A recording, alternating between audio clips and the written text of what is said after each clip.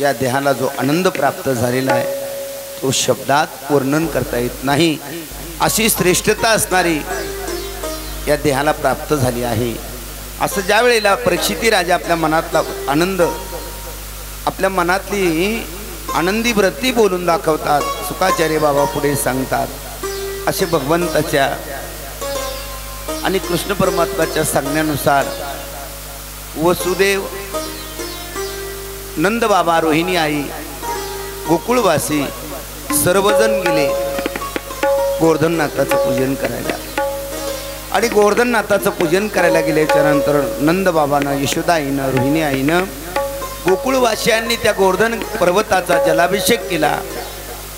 आणि अतिशय आनंदानं सर्व गोकुळवासियांनी, गवळणींनी, नंद बाबांनी, यशोदा आईनी, रोहिणी आईनी त्या गोवर्धन पर्वताला प्रदक्षिणा केल्या। महाराज आनंदानं भजन करत करत गोविंद बोलो गोपाल बोलो, गोविंद बोलो गोपाल बोलो, गोविंद बोलो गोपाल बोलो, गोविंद बोलो हरि गोपाल बोलो, गोविंद बोलो हरि गोपाल बोलो, गोविंद बोलो हरि गोपाल बोलो, गोविंद बोलो हरि गोपाल बोलो, हरि गोविंद बोलो, गोपाल बोलो हरि गोविंद बोलो, गोपाल बोलो हरि गोविंद बोलो, गोपाल बोलो हरि गोविंद बोलो, गोविंद बोलो हरि गोपाल बोलो, गोविंद म्हणा सगळे म्हणा, टाळी टाळी टाळी टाळी,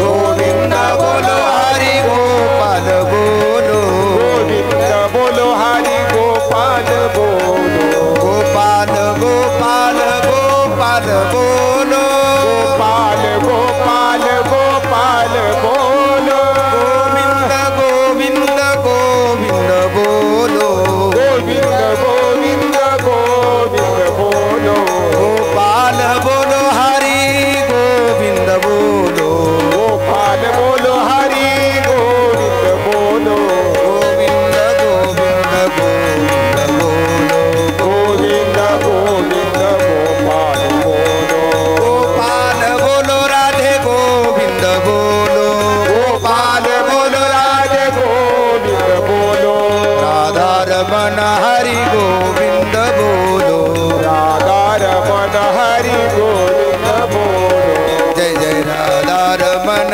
हरि गोविंद बोलो, राधा रमण हरि गोविंद बोलो, गोपाल बोलो गोविंद बोलो, गोपाल बोलो गोविंद बोलो, गोविंद गोविंद गोविंद बोलो, गोविंद गोविंद गोविंद बोलो, गोविंद बोलो राधे गोपाल बोलो, गोविंद बोलो राधे गोपाल बोलो, गोपाल बोलो हरि गोविंद बोलो, गोपाल बोलो हरि गोविंद बोलो, गोपाल बोलो हरि गोविंद बोलो, गोपाल बोलो हरि गोविंद बोलो,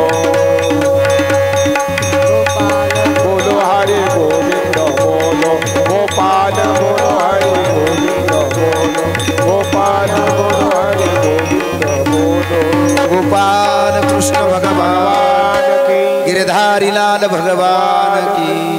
ती गादी गुंडाळून बाजूला टाका, ही गादी गुंडाळून बाजूला ठेवा बरं। गोविंद बोलो हरि गोपाल बोलो, गोपाल बोलो हरि गोविंद बोलो। अशा प्रकारचं भजन करत सर्व गोपाळ, नंद बाबा, यशोदाई, रोहिणी आई त्या गोवर्धननाथाला प्रदक्षिणा करू लागले। प्रदक्षिणा आटोपल्याच्या नंतर कृष्ण परमात्मानं गोपाळांना सांगितलं, गोपाळांनो सर्व तुम्ही पंगती बसा। कशासाठी? ते 56 प्रकारचे भोग आणलेले होते। ते गोपाळांना स्वतः भगवान परमात्मा आपल्या हातानं प्रसाद देणार आहेत। गोपाळांना कोण आनंद झाला। सर्व गोपाळांनी भोजनासाठी आपापल्या त्या ठिकाणी पंगती पकडल्या आणि त्या पंगती पकडल्याच्या नंतर भगवान कृष्ण परमात्मा सावळा मेघ मनोहर श्याम असणारा त्या भगवंताचं रूप असणारं वर्णन करतात। कुरळे कुरळे केश आहेत, रंग काळा सावळा, मनमोहक असणारा तो मेघ श्यामलाला सर्व गोपाळांच्या मधोमध। आणि आता प्रसाद वाटण्यासाठी मेघ श्याम लावण्य सुंदर सगुण मेघ श्याम लावण्य सुंदर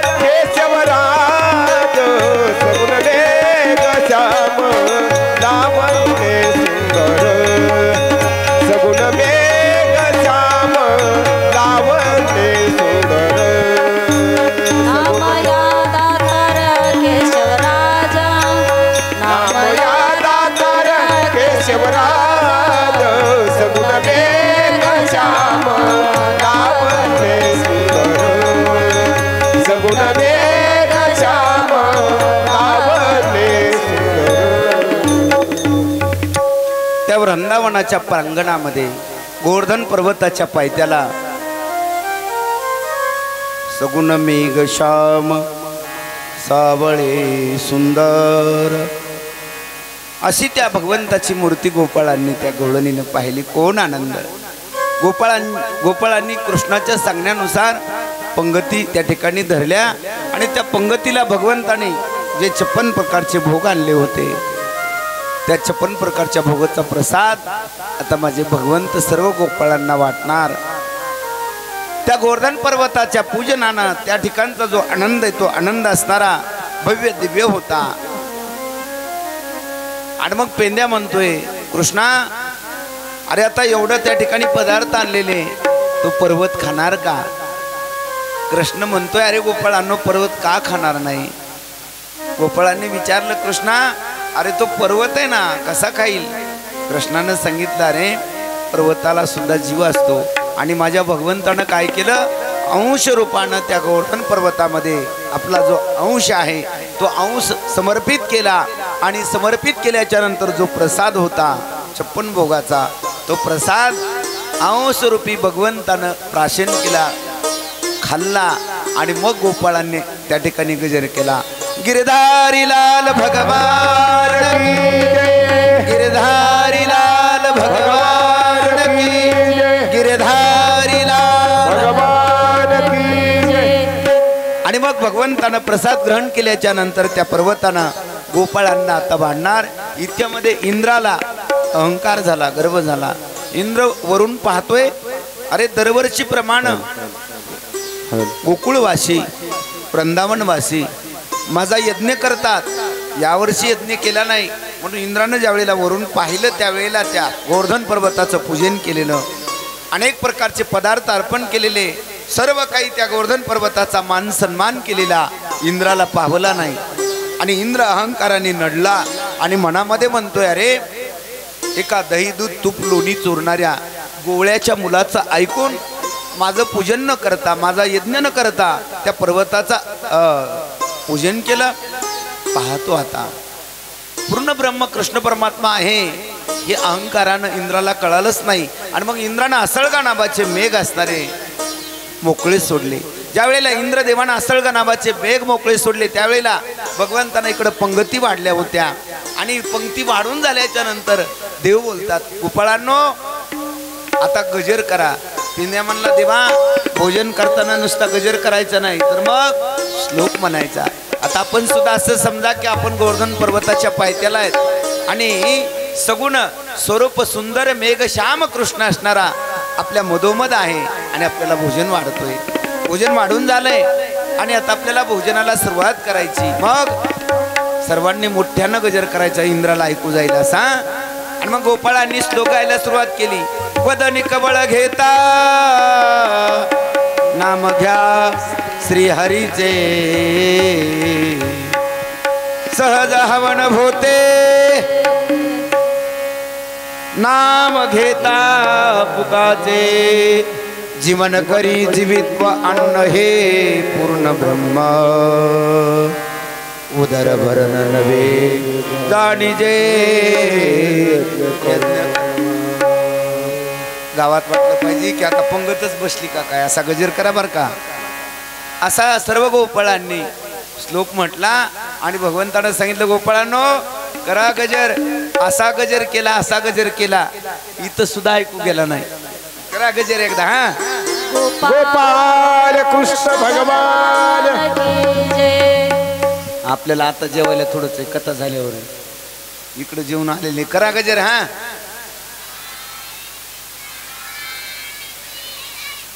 असा गजर केला, इंद्राला ऐकू गेला असं नाही का. असा गजर केला, असा गजर केला, इंद्रदेवाच्या कानापर्यंत गेला. आणि मग इंद्राच्या लक्षात आला रे बापरे, त्या दहीदूत तुपलोनी चोरणाऱ्या आणि चोराचं ऐकून माझं पूजन न करता इंद्रदेवाचं पूजन केलंय, आपलं गोवर्धन पर्वताचं पूजन केलंय. म्हणून मनामध्ये अहंकार आला, गर्व आला, राग आला.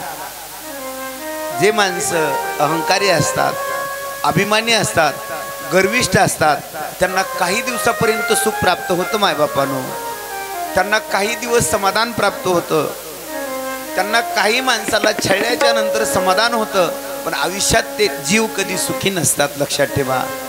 इंद्र 33 कोटी देवाचा राजा आहे. त्याच्याकडे संपत्तीचं जर वर्णन पाहिलं तर एवढी संपत्ती. ते पुण्यमासाद्य सुरेंद्र लोका वैष्णवंती दिव्यान दिविदेव भोगा. काही लोकांना असा गर्व असतो. काही ठिकाणी आता 1-2 ठिकाणी महिन्यापूर्वी कथा झाली. लोक म्हणले महाराज ग्रंथच उघडीत नाही. बघा त्याच्या घरचं सांगत असेल का मी. हा अरे बाबा, इथं 5 कृपा लागतात आणि त्या 5 कृपा झाल्याशिवाय जीव या ठिकाणी होऊ शकत नाही मायबापानो.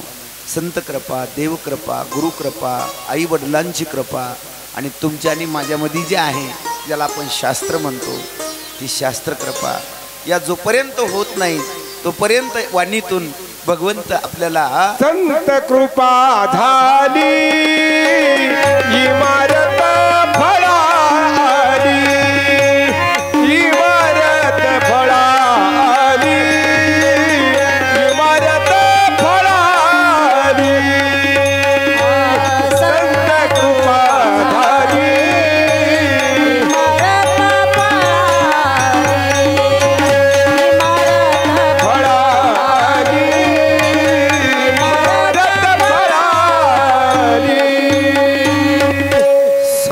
कृपा झाली, इमारत फळा आली.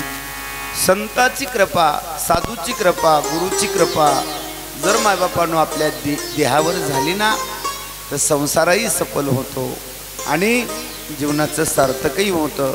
म्हणून या कलियुगामध्ये जर कोण मोठा असेल, बरं का नाना, या कलियुगामध्ये कोण मोठा असेल, कोण मोठं वाटतंय तुम्हाला? आमदार, कामदार, मंत्री, संत्री, धनावाला? अजिबात नाही. या कलियुगामध्ये कोण मोठं आहे त्याला माझ्या संत महात्म्याने उत्तर दिलं.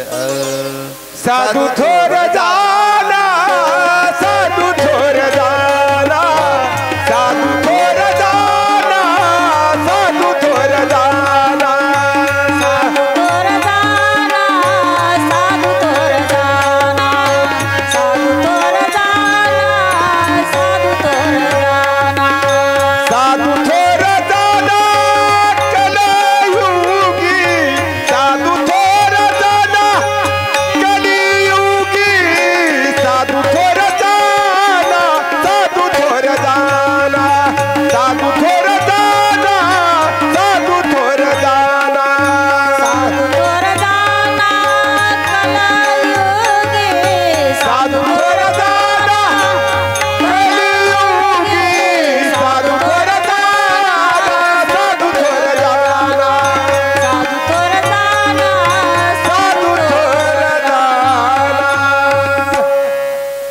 भोळ्या सळ्या माणसाने काही गोष्टी लक्षात ठेवायच्या. आपल्याला ज्ञान नसेल हरकत नाही, आपल्याला वाचता येत नसेल हरकत नाही, आपणाला तीर्थयात्रेला जाता येत नसेल हरकत नाही, जगामध्ये आपल्याला कोणी विचारत नसेल गरीब असं म्हणून हरकत नाही, पण मनामध्ये भाव ठेवायचा. रे कलियुगामध्ये संत महात्मे त्या ठिकाणी थोर आहेत आणि त्यांना आपण त्या ठिकाणी भेटू शकत नाही किंवा त्यांच्यापर्यंत पोहोचू शकत नाही. चिंता करायची नाही.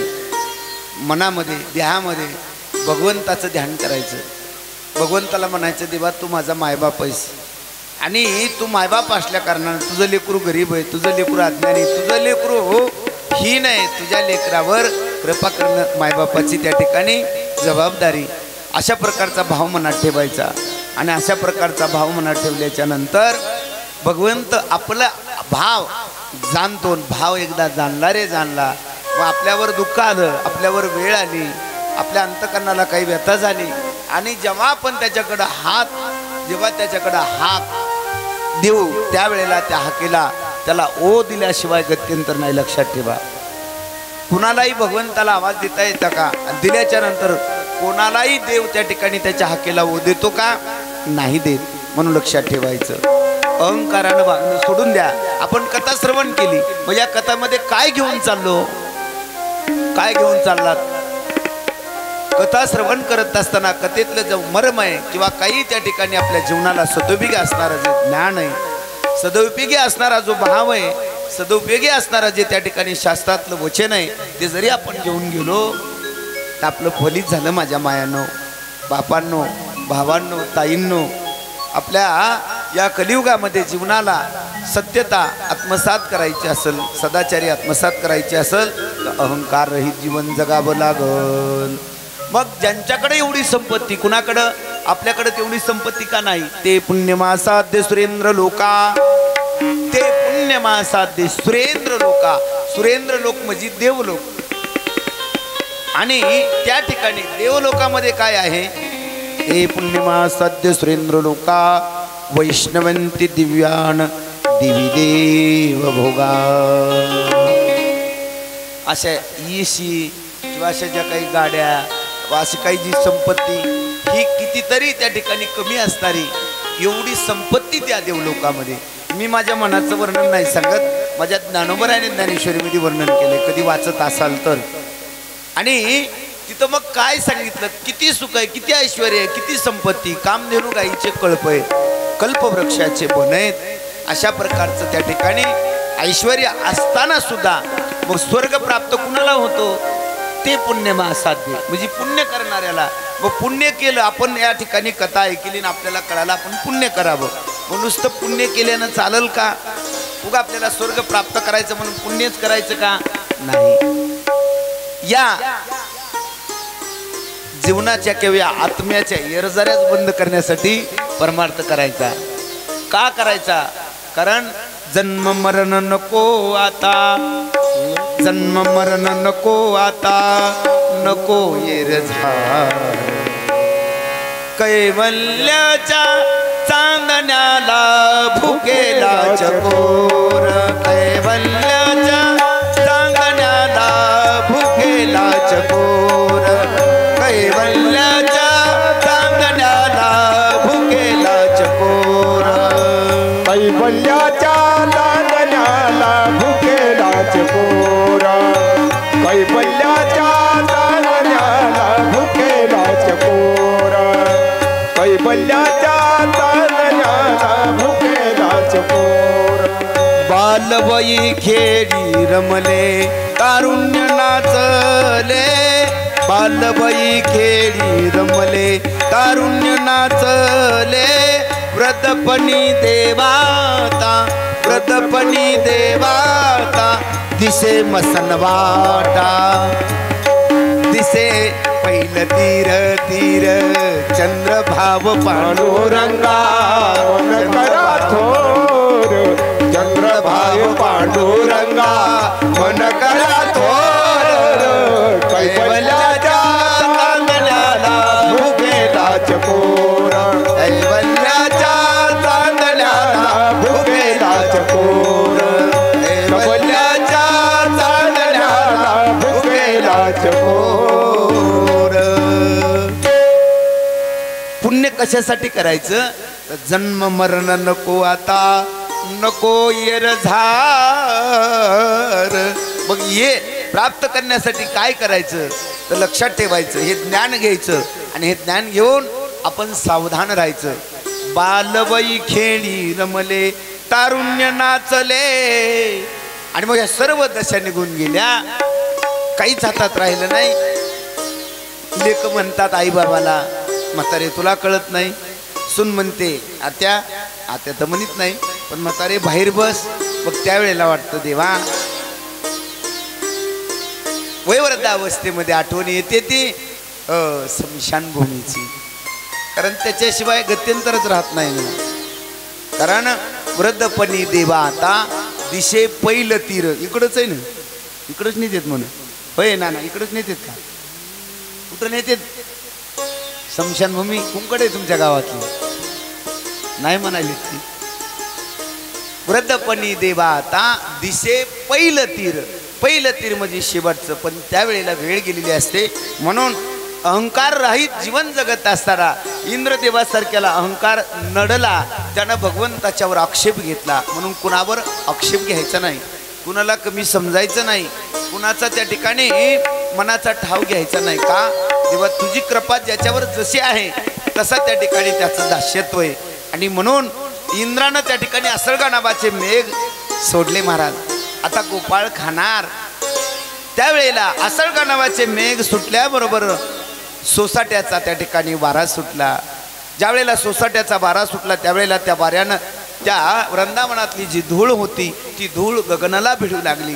सर्व गोपाळांच्या, गायींच्या, वरदवासियांच्या डोळ्यामध्ये धूळ जाऊ लागली. गायीनं आपले शेपटे वर केले, कान त्या ठिकाणी टवकारले.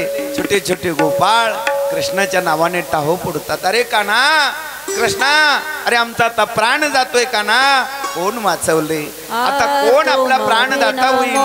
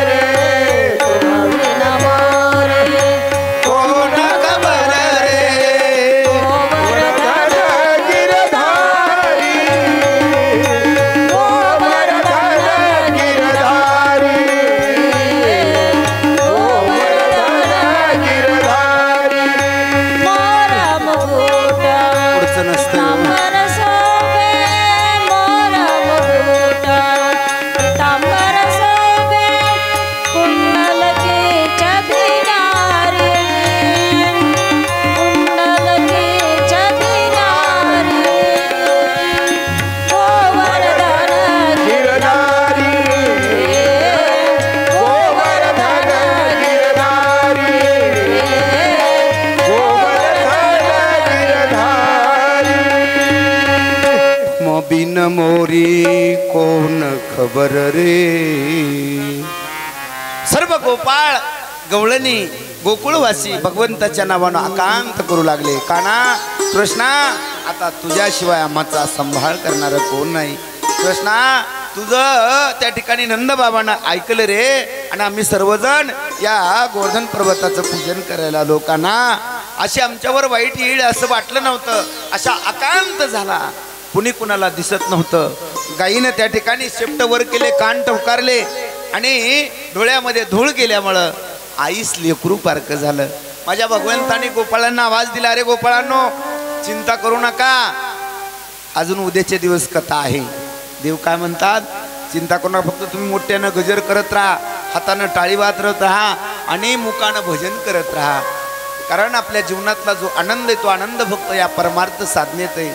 धनामध्ये आनंद नाही, संसारामध्ये काही क्षणापुरता आनंद आहे. मायबापानो, या परमार्थामध्ये आज बरंच वराड रुक्मिणीकडून आहे, पण कृष्णाकडून सुद्धा आहे बरं का. काही काही जे जे भगवंताच्यासाठी आले ते जरी त्या ठिकाणी नटून थटून नाही आले, पण धर्म मंडपात आलात हेच भाग्य महाराज. कारण भगवंताने जे दिले त्याचा वापर जर परमार्थासाठी नाही झाला तर भगवंताला खिन्नता वाटते. म्हणून आपले जे आई बाबा असतात, आपला खरा मायबाप आहे, त्याच्या मनाला अजिबात खिन्नता वाटू द्यायची नाही. अरे का भगवंता रे, तुझ्यामुळे हे प्राप्त झालंय, हे शरीर तुझ्यामुळे, या शरीरावरले जे काही अलंकार आहेत, या शरीरावर जे काही प्रदान करायचे ईश्वरा परमेश्वरा, हे तुझ्यामुळे, आणि तुझ्यासाठी नाही वापरायचं तर वापरायचं कुणासाठी, असा भाव अंतकरणामध्ये धारण करून जरी आलात तरी रुक्मिणीचं वराड तुम्ही त्या ठिकाणी होऊ शकता. आम्ही कृष्णाचे वराडी महाराज ताईट आले ग आपापल्या घरी खाऊन, तरी भोजनाची सोय केली, पण फाट्यावर आहे तिकडं, इकडं वाका नाही का, तिथं मंडप दिलाय. लग्न लागल्यावर सगळ्यांनी तिकडं, आमच्यातर्फे सगळ्यातर्फे काका म्हणू लागले, मीच करतो मला नगन. असो सर्व गोपाळांचा हा आकांत ऐकून चतुरा तो शिरोमणी गुण लावण्याची खाणी. माझ्या भगवंतानं सांगितलं, गोपाळांनो चिंता करू नका.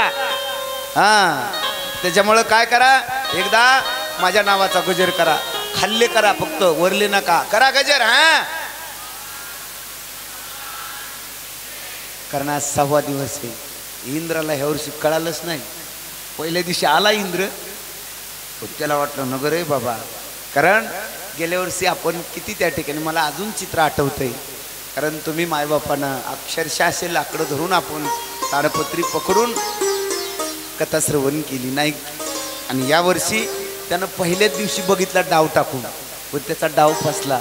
कारण पुण्याई जशी जशी वाढत जाते मायबापानं, कारण दुःख यायला एकखट्या येतं, घरामध्ये संसारामध्ये आघात एकाच वेळेला येतात, पण जाण्यासाठी आपल्याला खूप त्या ठिकाणी आपलं कर्म सारून कर्म सारून कर्म सारून त्याची शरणांगती पत्करून त्याच्या चरणावर भाव ठेवून हळूहळू ढाळे ढाळे, ज्ञानेश्वरमध्ये वर्णन आहे बघा, हळूहळू ते संकट निवारण होत असतात.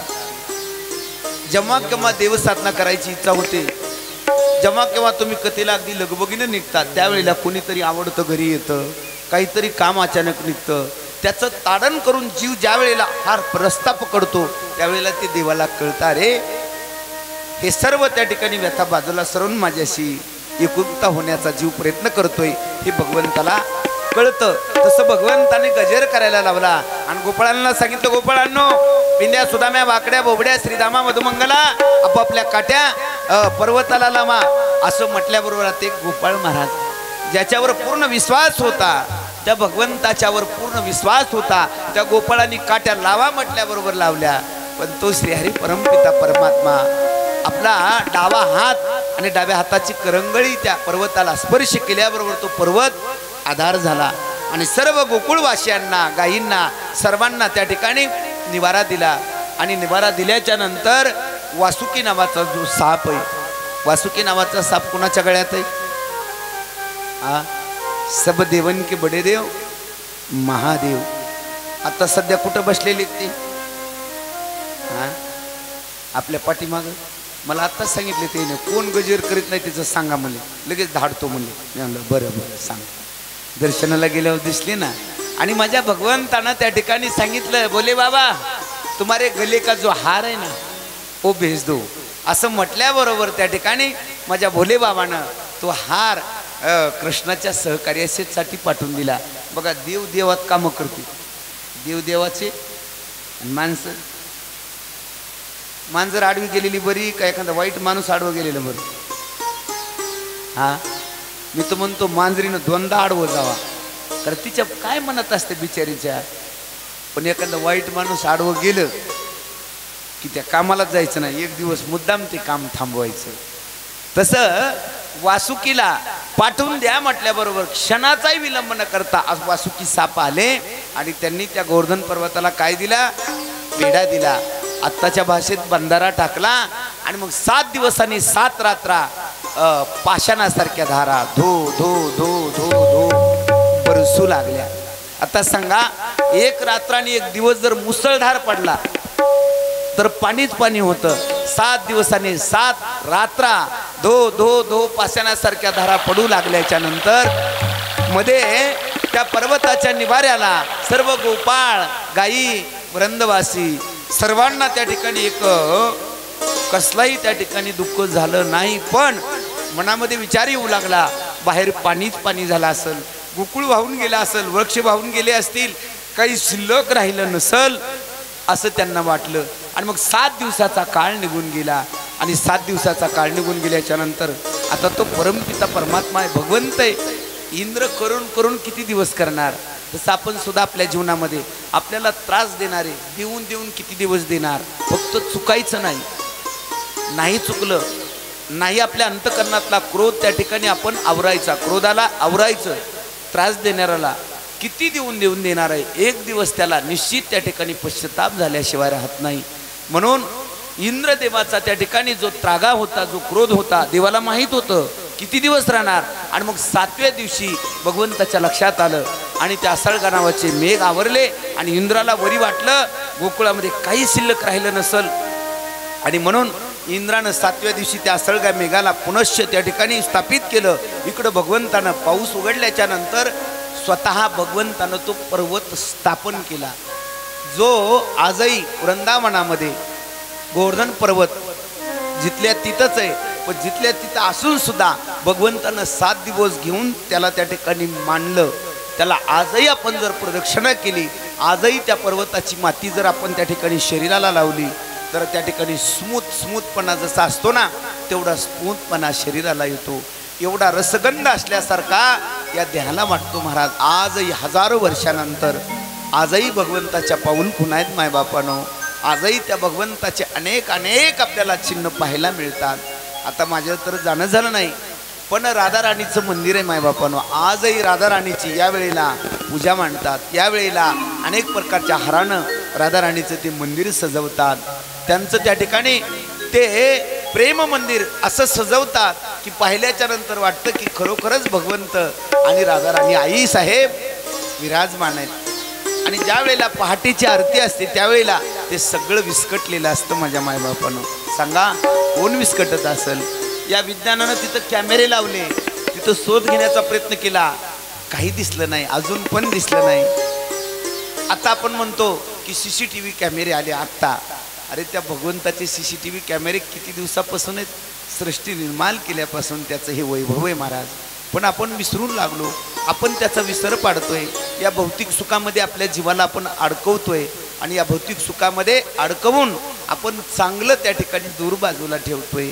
पण या कथा कीर्तन होणं, आपल्या घरामध्ये बाल वयात असणाऱ्या मुलाबाळावर, आपल्या लेकरावर असे संस्कार होणं आपल्या पुढच्या पिढीसाठी फार महत्त्वाचं आहे मायबापानो. आता विचार करा, आजचा आपल्या हिंदू धर्मातला 3.5 मुहूर्तापैकी एक अर्धा मुहूर्त आहे. किती पवित्र पर्व काळ आहे हा. या पवित्र पर्व काळाला आज आपण काय करतोय? काय करतो प्रत्येकाच्या घरात? काही गरज आहे का? पण करावं लागतं का नाही? आपल्या पूर्वजांच्यासाठी आपल्याला आज त्यांच्या साधना कराव्या लागतात का नाही? मग आपल्यातून निघून गेले तरी आपल्याला साधना कराव्या लागतात. मग आपण स्वतःला त्या ठिकाणी वस्त्र चांगलं परिधान करत नाही, स्वतःला आपण कधीही सुख पाहत नाही. कुणासाठी पाहत नाही? लेकराबाळाचं चांगलं व्हावं म्हणूच ना, आपल्या मुलाबाळांचं चांगलं व्हावं म्हणूच ना.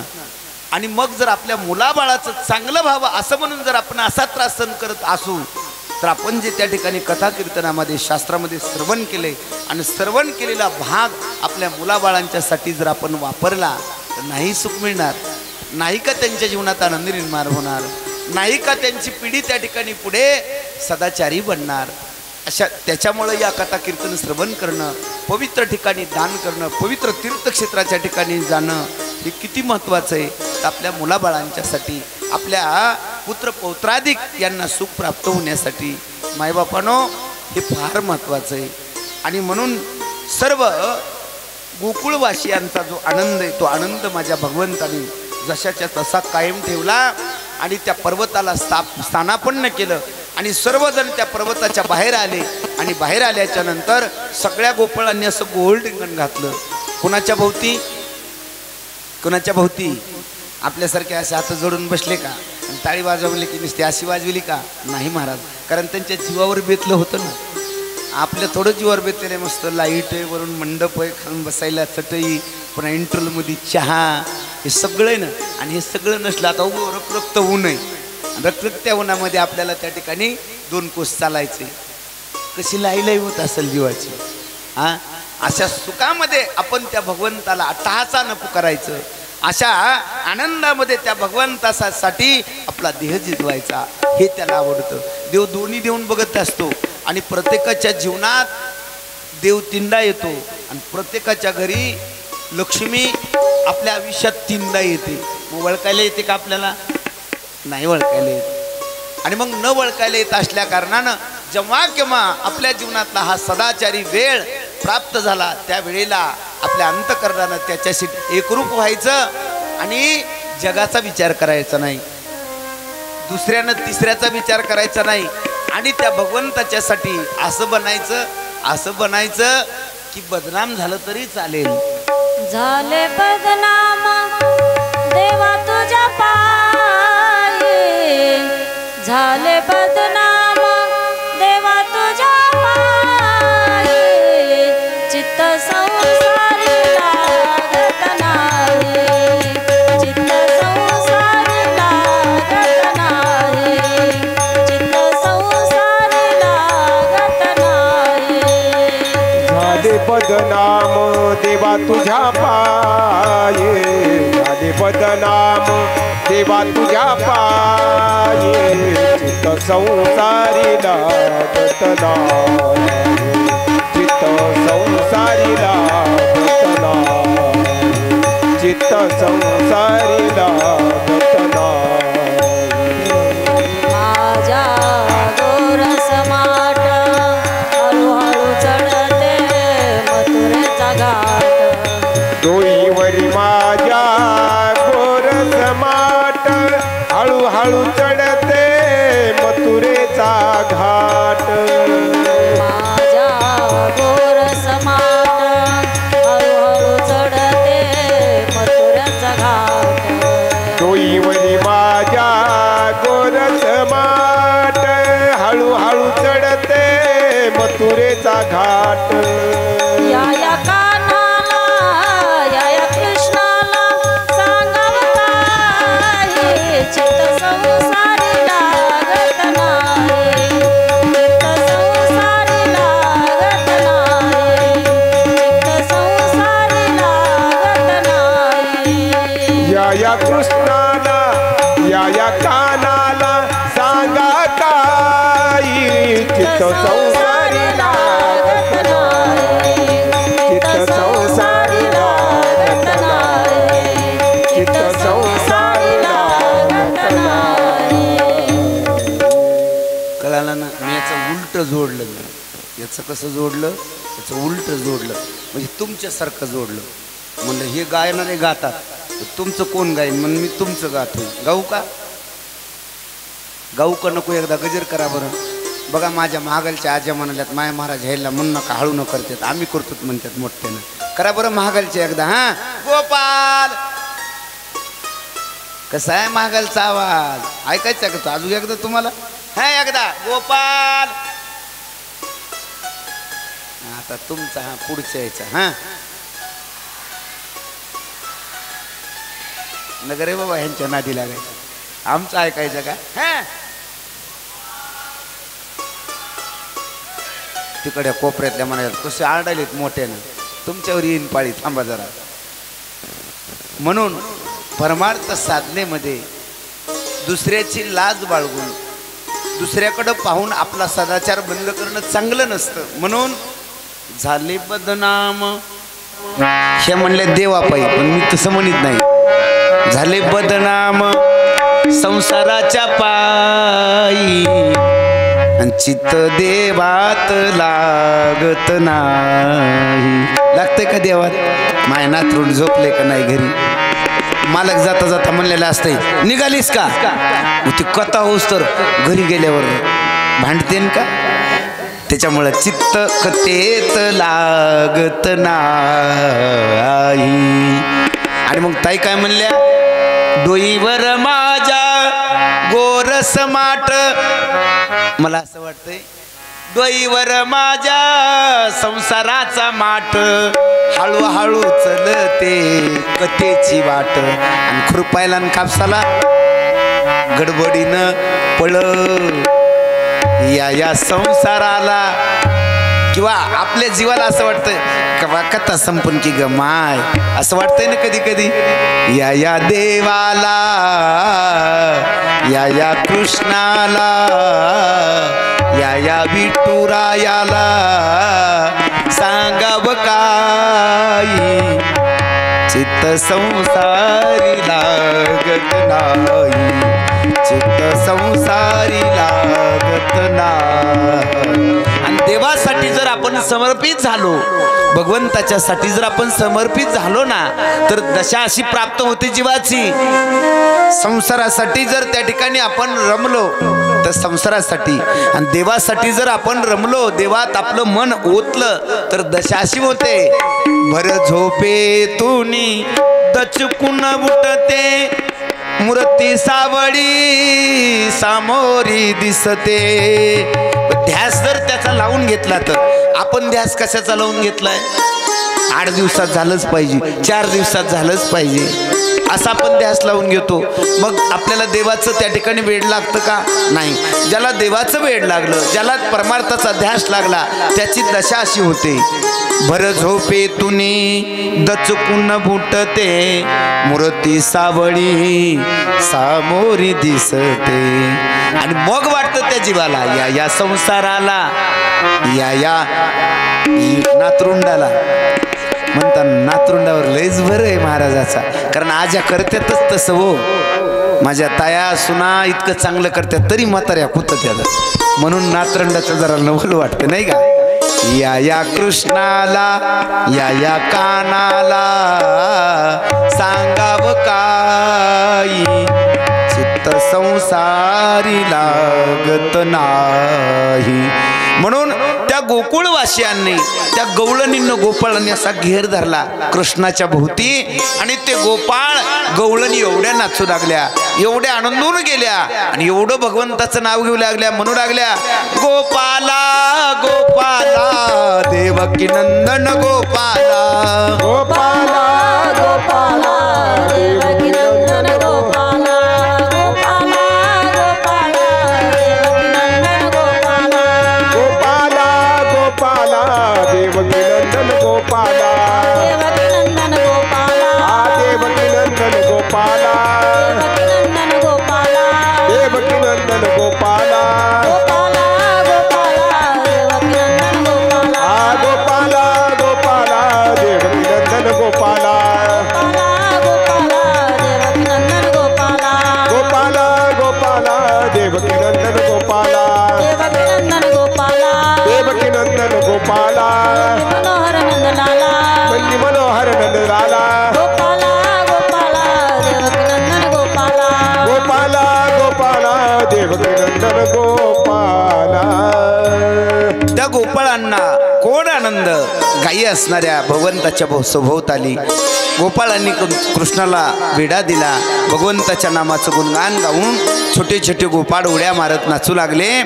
आणि मग सर्व गोकुळवासियांना आनंद झाला, आणि सर्व गोकुळवासी परत गोकुळात आले.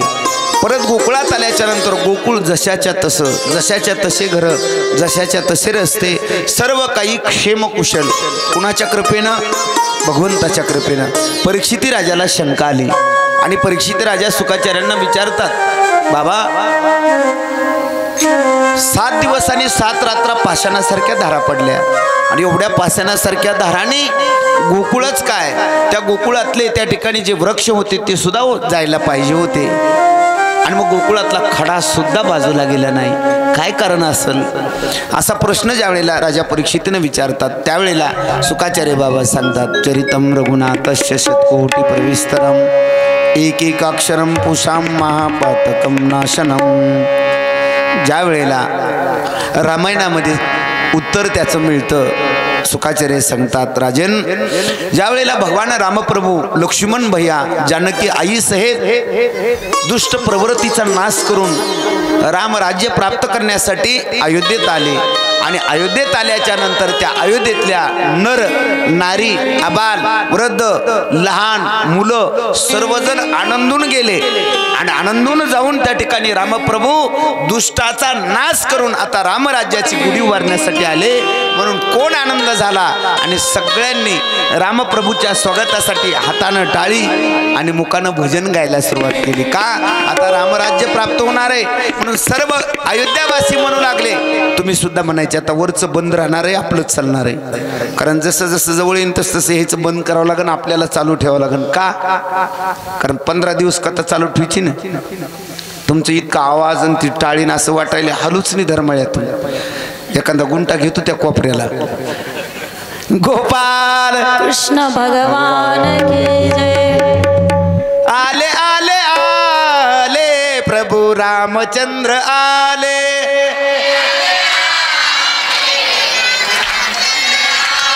आमच्या याला म्हणू दे की तुमचाच आवाज काढायला मोठ्याने. आले आले आले प्रभू रामचंद्र आले. वा. आता सर्वजणांनी आता भेद करायचा नाही, आवाजात आवाज मिसळायचा आणि ज्याला आला नाही त्याने नुसतं ह करायचा. आले आले आले प्रभू रामचंद्र आले. वा. कॅमेरा फिरवा तिकडं. थांबा थांबा मोठे नाडा असं टाळ्या असं हालायचं म्हणजे त्याच्यात दिसते. आले आले आले प्रभू रामचंद्र आले. आमच्या महागाल्याकडे फिरवा तिकडं. कौशल्याचे बाळ आले, रावणाचे काळ आले. कौशल्याचे बाळ आले, रावणाचे काळ आले. आले आले आले प्रभू रामचंद्र आले. आले आले आले प्रभू रामचंद्र आले.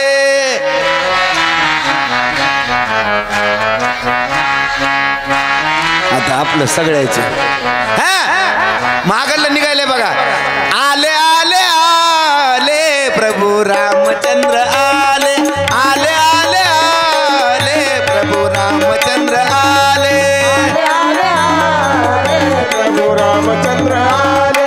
आले आले आले प्रभू रामचंद्र आले. वालीचे शत्रू आले, सुग्रीवाचे मित्र आले. शत्रू आले, सुग्रीवाचे मित्र आले. वालीचे शत्रू आले, सुग्रीवाचे मित्र आले. वालीचे शत्रू आले, सुग्रीवाचे मित्र आले. आले आले आले प्रभू रामचंद्र आले. आले आले आले प्रभू रामचंद्र आले. आले आले आले प्रभू रामचंद्र आले. आले आले आले प्रभू रामचंद्र आले. आले आले आले प्रभू रामचंद्र आले. आले आले आले प्रभू रामचंद्र आले. आले आले आले प्रभू रामचंद्र आले. प्रभू रामचंद्र भगवान की. असं कोण म्हणाले? अयोध्येतले नर नारी म्हणाले. आणि आपण सुद्धा अयोध्येमध्ये आहोत. रामायण तुम्ही ऐकलं नाही तर रामायण फार चालवतं होतं. रामायण श्रवण केल्याच्या नंतर लक्षात येतं अयोध्या कोणती? शरीररूपी अयोध्येमध्ये आत्मारूपी रामप्रभू ज्यावेळेला हा सदाचार आपण करतो, ज्यावेळेला अशा धर्ममंडपामध्ये येतो, ज्यावेळेला सात्विक विचार या देहाला प्राप्त होतात, त्यावेळेला असं समजायचं आले आले आले प्रभू रामचंद्र आले.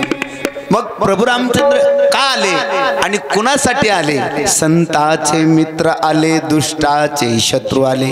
दुष्ट कोण? आपले जे षडविकार आहेत ते षडविकार रूपी त्या ठिकाणी वैरी दुष्ट त्यांचा नाश करणं आणि नाश करण्यासाठी येणं आणि ते आणण्यासाठी आपल्याला सात्विकतेचा भाव त्याच्या चरणावर समर्पित करणं, याला अयोध्या म्हणायचं शरीराला. आणि जो आत्मा आहे तो राम आहे. आणि एकदा का या अयोध्येमधला राम आला रे आला की आनंदाला पराभार राहिला नाही. सर्व नर नारी आबाल वृद्ध नाचू लागले, गाऊ लागले, आनंदून गेले. माझ्या कौशल्य आईला कोण आनंद? का? 14 वर्षानंतर बाळ घरी आले. गेल तर 27व्या वर्षी. आणि 27 आणि 14 किती?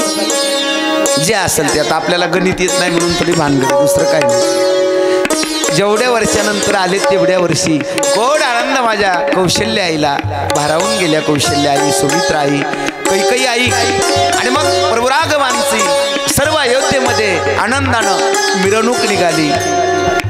अयोध्येमध्ये रामप्रभूचं सर्व त्या ठिकाणी जागोजागी पूजन झालं. प्रत्येक दारासमोर माझ्या प्रभूचं, लक्ष्मणाचं, जानकी आईचं त्या ठिकाणी स्वागत करण्यात आलं.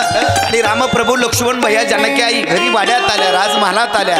माझ्या कौशल्य आईनं प्रभूच्या सर्व प्रक्रिया पार पाडल्या. आणि रामप्रभू त्या ठिकाणी राजगादीवर बसले. आता प्रभू रामचंद्र अयोध्येचे राजे झाले. आणि त्या अयोध्येमध्ये झाले रामराज्य, काही उन्हे आमाशी अशी स्थिती झाली. कौशल्य आईला कोण आनंद झाला. आणि मग एके दिवशी कौशल्य आई बोलतात, प्रभू माझी एक इच्छा आहे. कौशल्य आईला रामप्रभू बोलतात, आई काय तुझी इच्छा आहे. कारण रामप्रभूला वाटलं मी 14 वर्ष वनवासात होतो. माझ्या आईनं दुःखामध्ये अनेक दिवस व्यतीत केले. माझ्या आईला अन्न गोड लागलं नसल. आणि आई अगदी प्रेमानं बोलते, रामा, राघवा, अरे माझी एक इच्छा आहे बाळा. रामप्रभू विश्वाचा धनी आणि आपल्या आईजवळ बसून, कौशल्य आईजवळून बसून बोलतात, आई काय इच्छा आहे ग तुझी. त्यावेळेला कौशल्याई म्हणते, कौशल्य बोले रामा प्रती, माझ्या मनीची एकच खंती.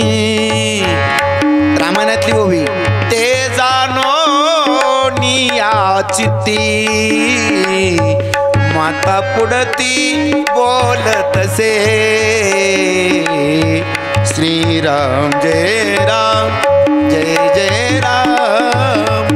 मी रामायण वाचत असताना ओवी वाचली की या स्वरावर आणायचो. कारण अनेक स्वरात रामायण वाचायचा छंद आजही आहे, त्याही काळात होता. म्हणून त्या रामायणाच्या ओव्या अगदी असं त्या ठिकाणी प्रत्येक स्वरात लावायची. राधा राधा करी ही बासरी, त्या स्वरावर मला रामायण वाचायचा खूप छंद. ऐको ऐको निया रामाचे वचन, लक्ष्मणे हाती घेऊन बाण, केले विनान इंद्रजीता प्रती. श्रीराम जय राम, जय जय राम. अशा रामप्रभूच्या त्या आनंदाच्या भरामध्ये कौशल्य आई प्रभूला त्या ठिकाणी बोलतात. रामप्रभूनं ओळखलं आईच्या चित्तातलं. आणि प्रभू बोलतात, आई सांग काय इच्छा आहे तुझी. आताचा राम असता तर काय म्हणला असता, 14 वर्ष आताच वनातून आलोय, झाली का तुझी किटकिट सुरू. पण तो रामप्रभू रामच होते महाराज. प्रभू अगदी प्रेमानं नम्रतेनं बोलतात, आई काय आज्ञा प्लीज सांगा. त्यावेळेला कौशल्याही बोलतात, रामा आपण ज्यांच्या कृपेनं सुखानं संसार करतो, ज्यांच्या कृपेनं आपण या अयोध्येमध्ये आज सुखी झालो, ती आपली कुलदेवता. आणि त्या कुलदेवतेला एकदा भोजनाला बोलवावं अशी इच्छा आहे. असं म्हटल्याबरोबर रामप्रभूच्या लक्षात आलं, आई जे बोलते ते खरे, पण आईनं जे काम सांगितलंय ते अवघड आहे. देव असून सुद्धा कुणाला वाटायलं, रामाला वाटायलं. रामप्रभूनं आईला होकार दिला. का होकार दिला, कारण त्या वंशाची रीतच होती. रघुकुल रीत सदा चली आई, प्राण जाई पर वचन न जाई, वचन ना जाई. अशी ती रीत होती. रामप्रभूनं सांगितलं, आई कधी बोलवायचं जेवायला. कौशल्याई म्हणली, रामा आजच बोलवायचं होतं रे अक्षय तृतीयाला, पण आजचं जेवण देवाला सुद्धा महत्वाचं नाही, आजचं जेवण आपल्या पित्राला महत्वाचं आहे. बरं आई उद्या बोलू का, म्हणले उद्या बोलू. रामप्रभू सांगतात, आई बघा, म्हणले हो. आणि मग सांग म्हणले स्वयंपाकाची तयारी कर, भावकीतल्या काही 10-5 बाया बोलवा आणि करा स्वयंपाकाची तयारी. कौशल्याईला कोण आनंद झाला. आईला एवढा आनंद होत असतो, लेकराने काम नाही करू द्या, नुसतं हो जरी म्हटलं ताईला समाधान वाटतं महाराज. कौशल्य आईनं 100-150 माता मावल्या भावकीतल्या बरं का. किती बाया, 100-150. आणि जेवायला कोण येणार आहे, एक सूर्य. आणि स्वयंपाक 100-150 माता मावल्या सांगितले. आणि पहाटे 4 वाजल्यापासून त्या माता मावल्या स्वयंपाकाला सुरुवात केली. इकडं रामप्रभूनं त्या ठिकाणी सकाळी दिवस निघायच्या आत, सूर्य निघायच्या आत शेरवीचा तट गाठला. आणि तट गाठल्याच्या नंतर त्या शरयूच्या पवित्र जलामध्ये एक साधू स्नान करत होते. शरीर झाकण्याइतपत वस्त्र त्या साधूच्या अंगावर. रामप्रभूनं त्या ठिकाणी त्या शरयूच्या तटावर पोहोचल्याबरोबर त्या साधूकडे पाहिलं आणि साधूनं रामाकडे पाहिलं. त्या साधूला कोण आनंद झाला सांगा. आपण इथं कथा ऐकत ऐकत श्रवण करत करत देव दिसणार नाही आपल्याला, पण देवाचं त्या ठिकाणी उत्साह जरी हृदयामध्ये संचरला तरी आपल्या या कथेचा वेळ कुठं निघून गेला हे कळत नाही. एवढा आनंद परमार्थ संचरण्यात त्या साधूनं रामप्रभूला पाहिल्याबरोबर त्या साधूला कोण आनंद झाला. साधूनं त्या ठिकाणी प्रभूला पाहिल्याबरोबर दोन्ही हात जोडले. प्रभू एवढ्या सकाळी सकाळी आज या गंगेच्या काठावर त्यावेळेला रामप्रभू त्या साधूला त्या वारकऱ्याला म्हणतात, बाबा माझं एक काम आहे तुमच्याकडं. त्या साधूच्या लक्षात आलं मला त्या ठिकाणी भिक्षा मागण्यासाठी काकेत झोळी अडकायला वस्त्र नाही, संपूर्ण शरीर झाकायला वस्त्र नाही, घर नाही, दार नाही. आणि अयोध्येचा राजा काय म्हणतो एका वारकऱ्याला, तुमच्याकडे माझं काम आहे. असे शब्द ऐकल्याबरोबर ते साधू शरयूच्या काठावर आले आणि शरयूच्या काठावर आल्याच्या नंतर रामप्रभूच्या चरणावर मस्तक ठेवलं, दर्शन घेतलं. दर्शन कळतंय ना असं, दोन चार जणीने जोडले आणि इकडं तर एकाने जोडला नाही. रामाचं दर्शन घेतलं त्या वारकऱ्याने. आपण थोडेच वारकरीत म्हणा असं करायला. इकडं दर्शनाचा विषय आला की हात जोडून दर्शन घ्यायचा असा नियम असतो या धर्ममंडपामध्ये. म्हणून त्या वारकऱ्यानं रामप्रभूच्या चरणावर मस्तक ठेवलं आणि साधू उठून उभे टाकले.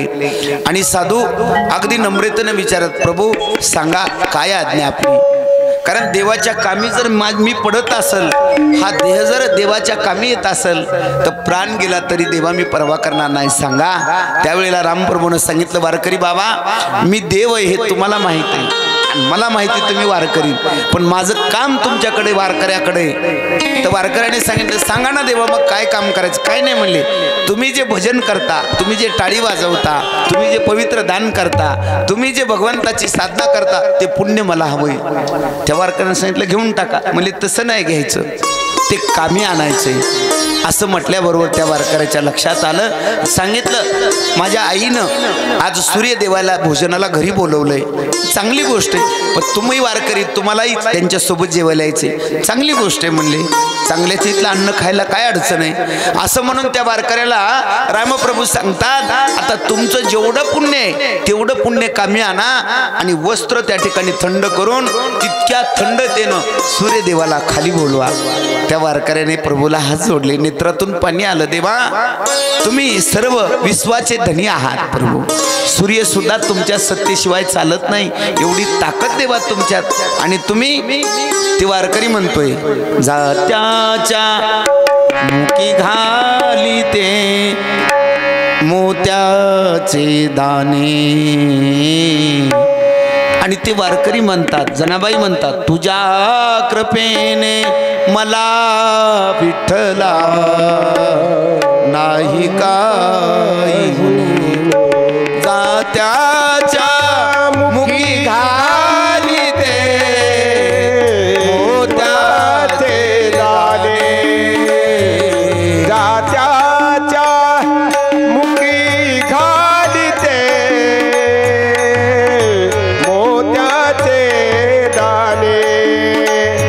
तुझ्या कृपेने विठ्ठला, तुझ्या कृपेने विठ्ठला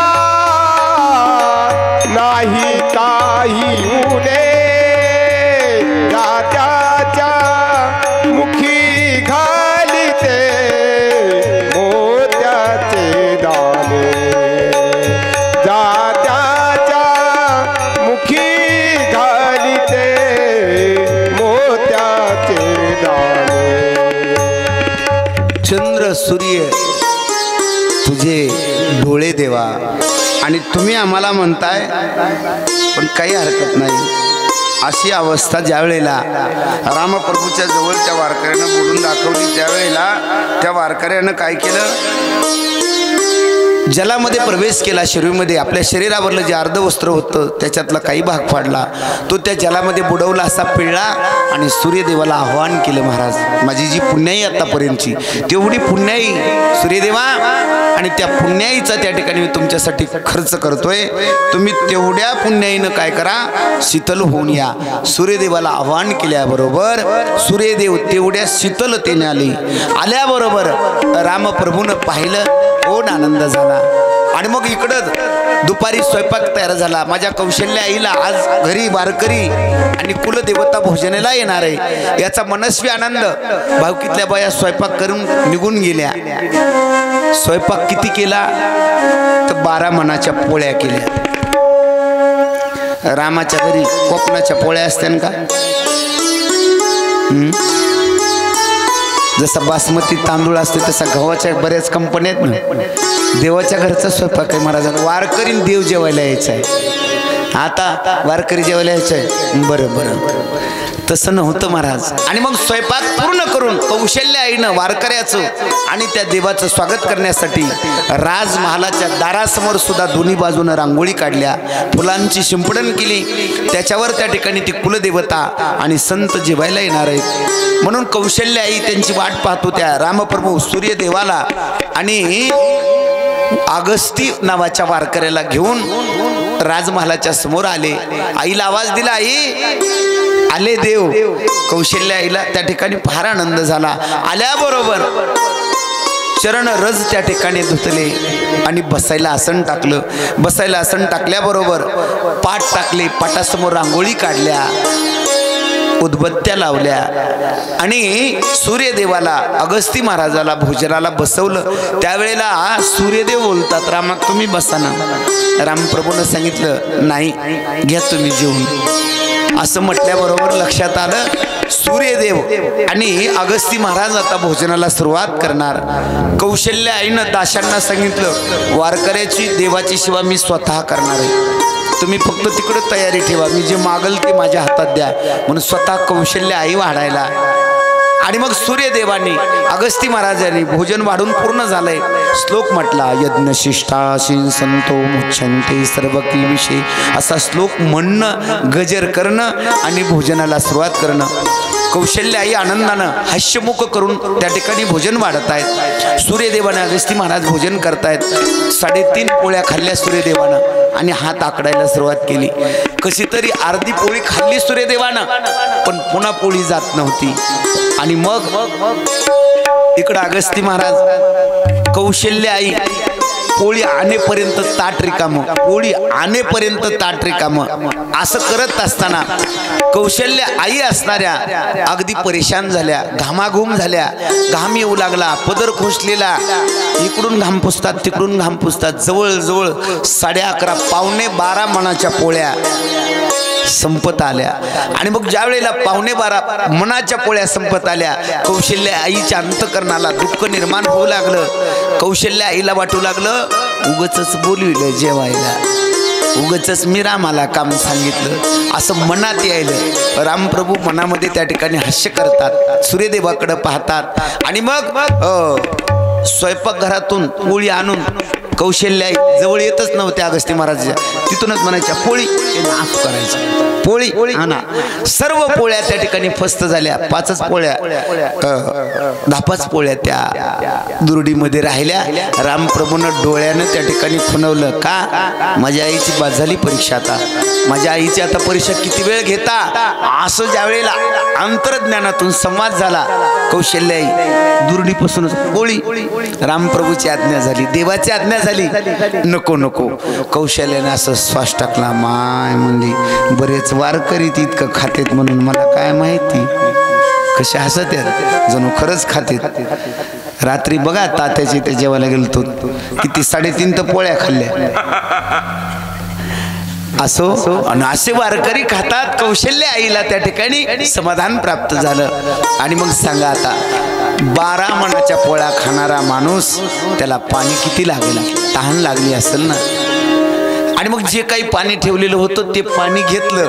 पण अंतर्ज्ञानानं अगस्ती ऋषी रामप्रभूशी संवाद करतात, प्रभू भोजन आपके यहाँ किया है, अब मेरी जो प्यास है अब ये प्यास मैं कहाँ बुझावू असं ज्या वेळेला अंतर्ज्ञानानं बोलतात त्यावेळेला प्रभू राम सांगतात बस झालं आईला एवढं परेशान केलंय लक्षात आलं आता तहान जेवढा पाण्याचा हंडा ठेवलाय तेवढ्यात आटोपा आणि मग अगस्ती महाराज म्हणले जेवायचं तुमच्या घरी का पाण्याला दुसऱ्याच्या घरी जाऊ का म्हटले नाही माझ्याच घरी पण आता या अयोध्येतल्या घरात नाही पाणी गोकुळातल्या घरात अगस्ती ऋषीच्या लक्षात आलं आणि अगस्ती ऋषीचं भोजन झालं पाणी आटोपलं का एका घोटात 7 समुद्र ज्याच्या उदरात बसतात त्याला 12 मनाच्या पोळ्या कोण्या कोपऱ्याला गेल्या असत्याल आणि एक हंडा पाणी पुरल का आता आमच्या अशोक भैयाने इथं हे लावली वाटतं जार असे किती जरी जार आणले अगस्ती महाराजाला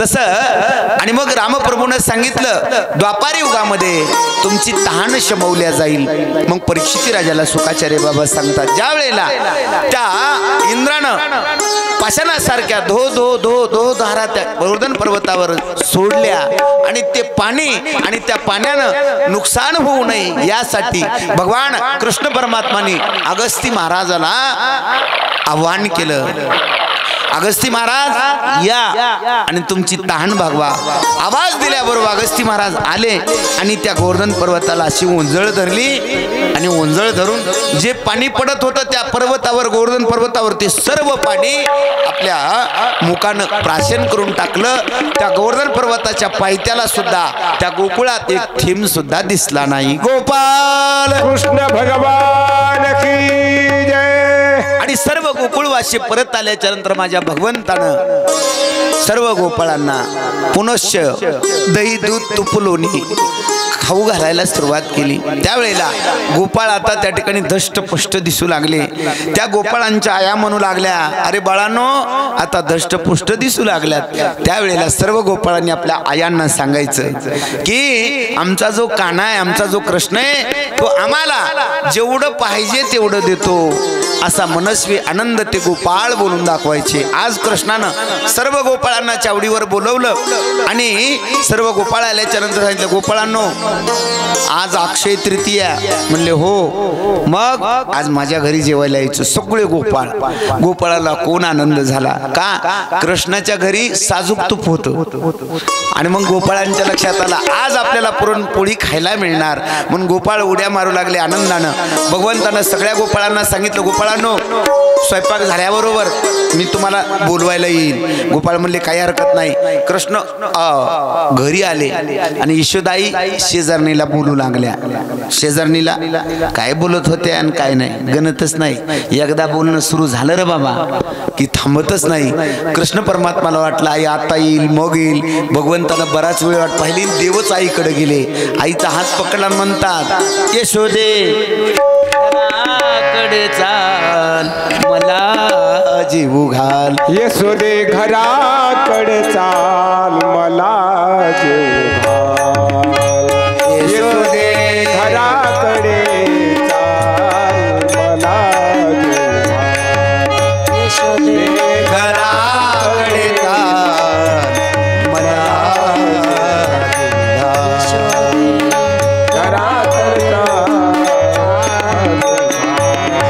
भगवंताना हात पकडला आईला नच घे घे उंडा आईला नच घे घे उंडा मला करून दे गे मांडा आईला नच घे घे उंडा मला करून दे गे मांडा यशोदे घराकडे चाल मला जेव घाल यशोदे घराकडे चाल मला जेव घाल देव बोलतात आई अगं चल ना घरी कृष्णाला यशोदा म्हणते कशाला रे काना आई मला भूक लागली चल आणि मग यशोदा आई घराकडे आल्याच्या नंतर देव बोलतात आई लहानाचं घे गउंडा करून दे मला मांडा आई खडी साखरेचे खडे मला करून दे घेवडे आई घराकडे चाल मला जीव घाल। यशोदा आई घराकडे आल्या, देवाला बोलतो अरे कृष्णा असं दुसऱ्याच्या समोर बोलल्याच्या नंतर आईचा अपमान होतो, मग आई तू घराकडे येत नाहीस म्हणून म्हटलं। बरं सांग काय म्हणणं आहे? आई काही म्हणणं नाही, माझे सगळे आज सवंगडी आपल्या घरी जेवायला येणार आहेत, आई पुरणपोळी करशील ना? अरे कृष्णा का करणार नाही, सांग तुझ्या मित्राला। आई मी सांगितलंय स्वयंपाकाला लाग। स्वतः यशोदा आईनं 4-2 दाशा घेतल्या आणि पुरणाच्या पोळ्या बनवल्या। आता त्या पुरणाच्या पोळ्या बनवल्या कारण यशोदेला कृष्णाचा शब्द म्हणजे त्या ठिकाणी प्रमाण होता। त्या पोळ्या अशा बनवल्या महाराज, त्याचं वर्णन आलंय। फोटावर जर ठेवली ना वटावर तर गिळायची गरज लागत नव्हती म्हणून, किती नरम असत्याल पोळ्या। आणि त्याच्यात पुरण तेवढ्याच त्या ठिकाणी तोला मोलाचं, आणि त्याला असं दुकानातलं तेल नव्हतं लावलं।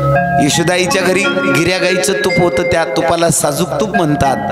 आणि मग सगळ्या गोपाळांना भगवंतानी चावडीवरून निरोप दिला, गोपाळांनो या म्हटल्यावर गोपाळ कृष्णाच्या नामाचा गजर करत करत करत यशोदाईच्या वाड्यात आले। यशोदाईनं सगळ्या गोपाळांना जेवायला बसवलं आणि सगळ्या गोपाळाला जेवायला बसल्याच्या नंतर स्वतः माझ्या कृष्णाचे बालमित्र आहेत, माझ्या बाळाचे सवंगडीत म्हणून यशोदाई सगळ्या गोपाळांना जेवू वाढू लागल्या।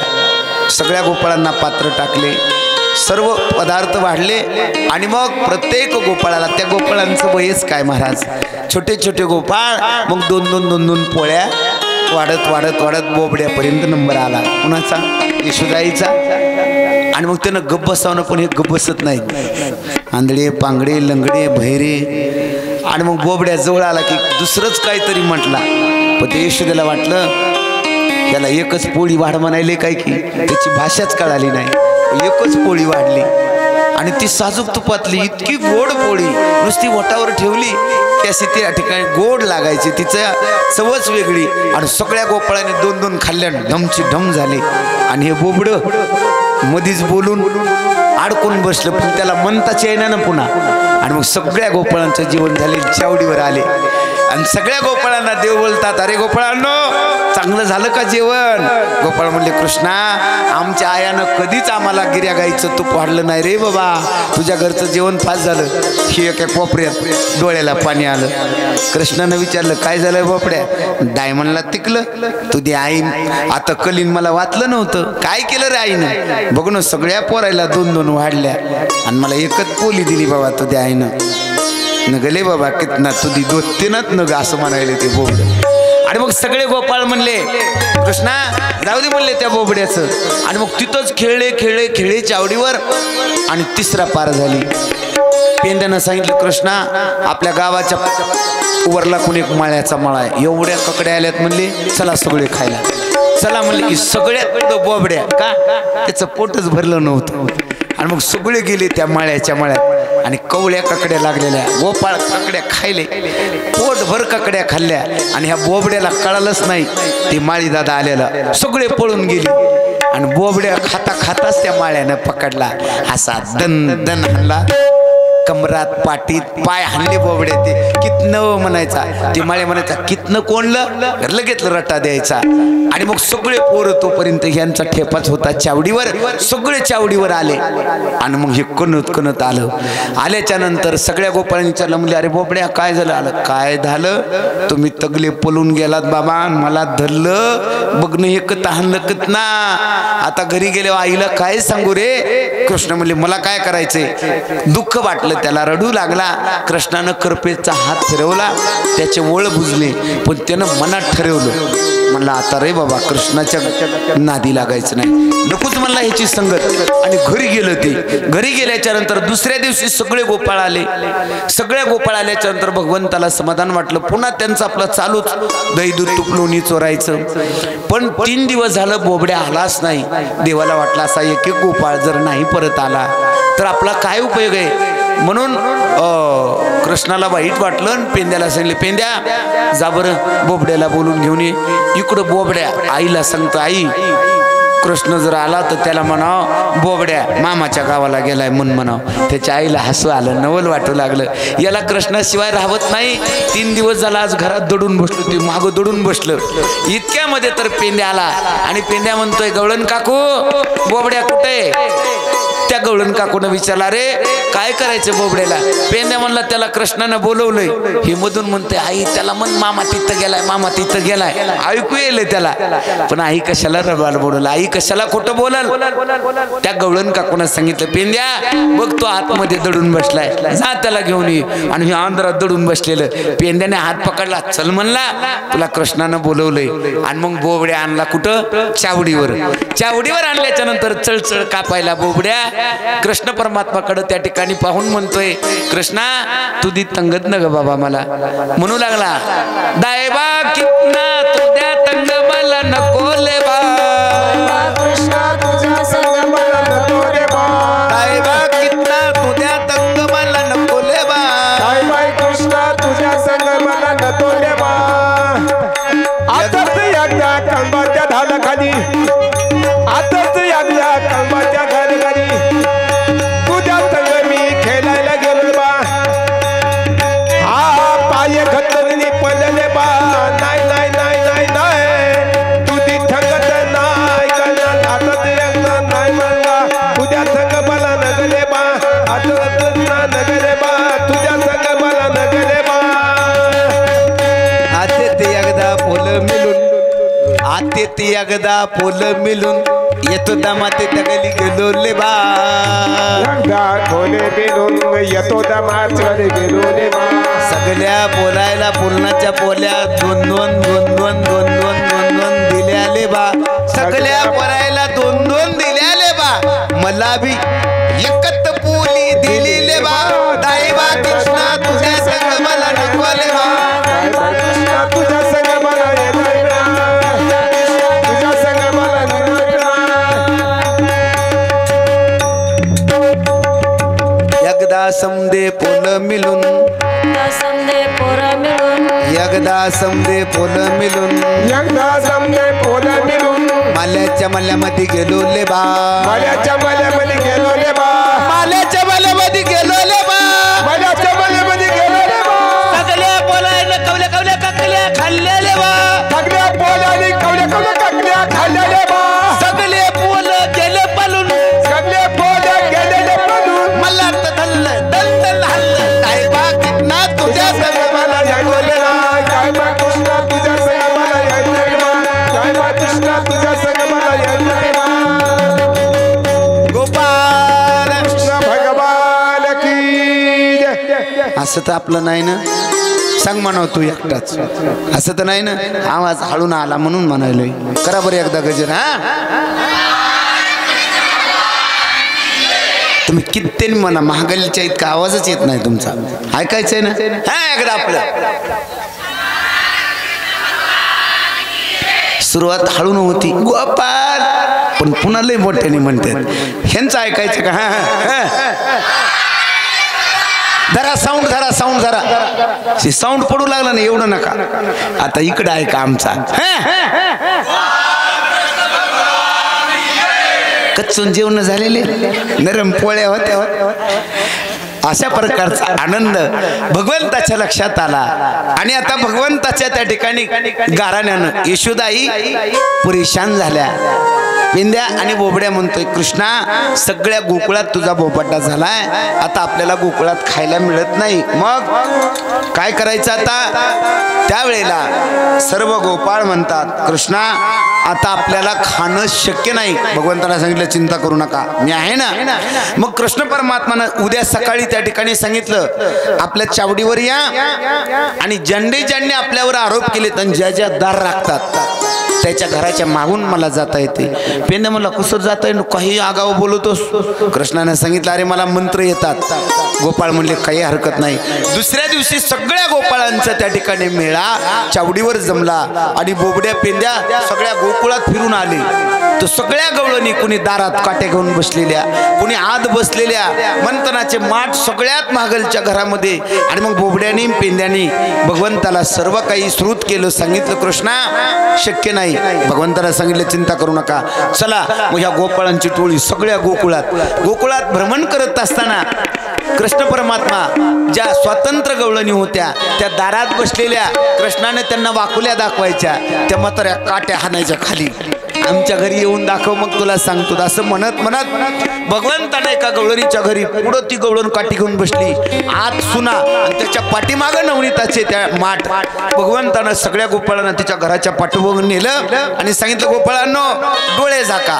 सगळ्या गोपाळांनी डोळे झाकले आणि भगवंतानं त्या गोपाळांना मंथनाचे माठ, दही दूध तूप लोणी ज्या घरात होतं त्या घरात नेलं आणि उघडा डोळे उघडल्याच्या नंतर सगळे गोपाळ आनंदित झाले.